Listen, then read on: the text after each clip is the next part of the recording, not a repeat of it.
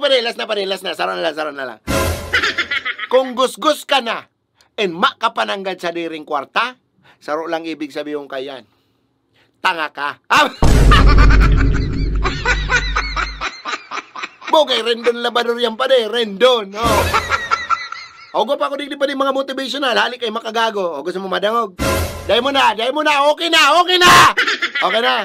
Okay, sana pa rin, nakatabang sa'yo may muro motivational ka pa rin. Sana nabuhayan ang kalag mo pa rin. Para mo na, para ma-motivate ka pa rin. Maghanap ka na ng trabaho. Na-motivate akong maray pa rin. Karoon na nga ni personal.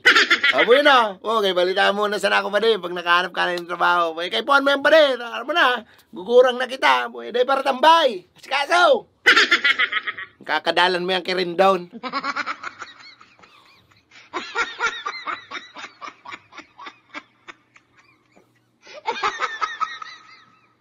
Hello?